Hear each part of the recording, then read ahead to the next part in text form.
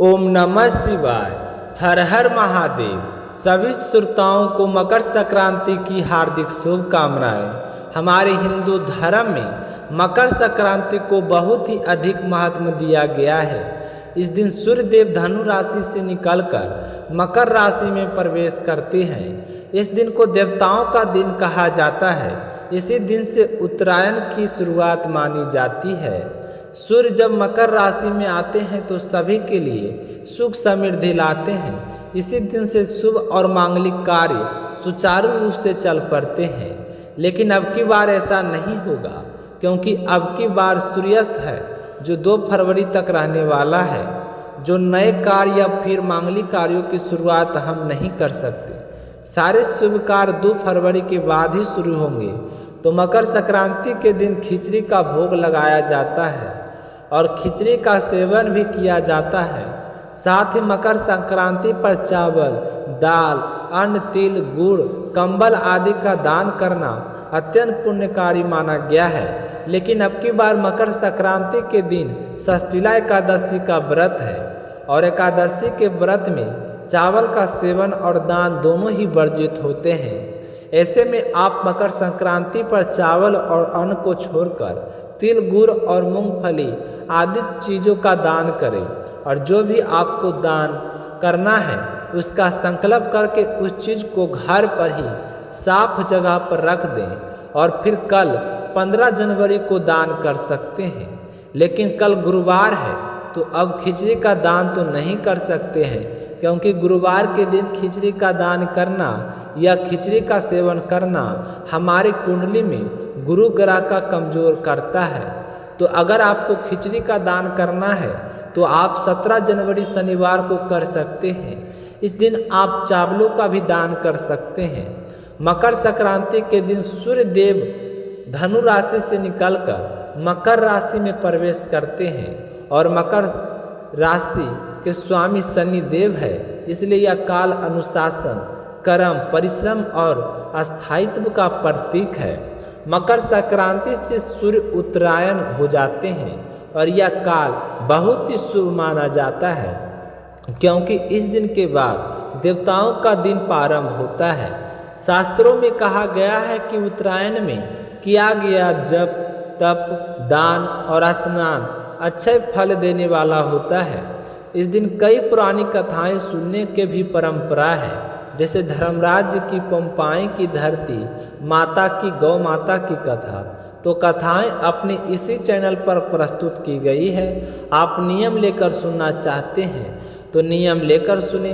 अगर आप संभव नहीं है तो मकर संक्रांति के दिन एक बार अवश्य सुने और ज़्यादा से ज़्यादा अपने मित्र गणों और रिश्तेदारों में शेयर करना भी ना भूलें। अब शुभारंभ करते हैं आज की कथा का। इससे पहले आप सभी को मकर संक्रांति और षष्ठीला एकादशी की हार्दिक शुभकामनाएं। बोलिए गणेश जी महाराज की जय हो। एक समय की बात है, एक गांव में एक भाई बहन रहा करते थे। बहन का नियम था कि वह रोजाना अपने भाई के दर्शन करके उसी के बाद भोजन करती थी। तो इसी तरह दोनों भाई बहन बड़े हो गए और उनकी शादी कर दी गई। बहन अपने ससुराल चली गई। अब वह वहाँ के जल्दी जल्दी घर का काम खत्म करती और फिर अपना भाई का मुंह देखने के लिए अपने मायके चली आती। अपने भाई से मिलने के बाद ही घर जाकर भोजन करती। तो एक दिन रास्ते में एक पीपल के नीचे गणेश जी की मूर्ति रखी थी। उसने भगवान के सामने हाथ जोड़कर कहा कि हे गणेश जी भगवान, मेरे जैसा अमर सुहाग और मेरे जैसा अमर पीहर सबको दीजिए। यह कहकर वह अपने मायके चली गई। अब उसका रोजाना का नियम था, वह 2 मिनट गणेश जी भगवान की मूर्ति के आगे रुकती और वही बात कहती और फिर अपने भाई से मिलने के लिए चली जाती। तो एक दिन उसके पैरों में जंगल की झाड़ियों के कांटे चुभ गए। जैसे वो अपने भाई के घर पहुंची और भाई का मुंह देखकर बैठ गई, तब भाभी ने पूछा कि ननद भाई साहब, आपके पैरों में क्या हो गया? तो वह कहने लगी कि हे भाभी, रास्ते में जंगल की झाड़ियाँ के कांटे गिरे थे, वह मेरे पाँव में चुभ गए।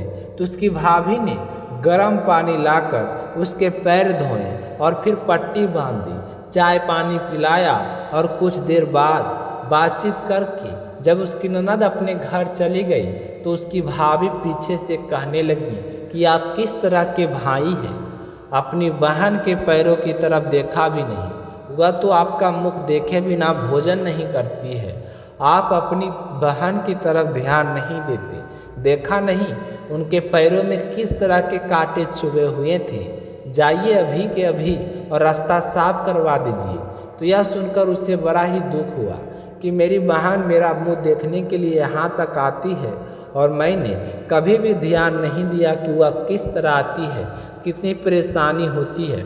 तो वह अपनी पत्नी को कहने पर लगा कि मैं अभी जाता हूँ और सारा रास्ता साफ करके आता हूँ। तो वह कुल्हाड़ी लेकर गया और सारी झाड़ियाँ काट कर रास्ता साफ करा कर आया।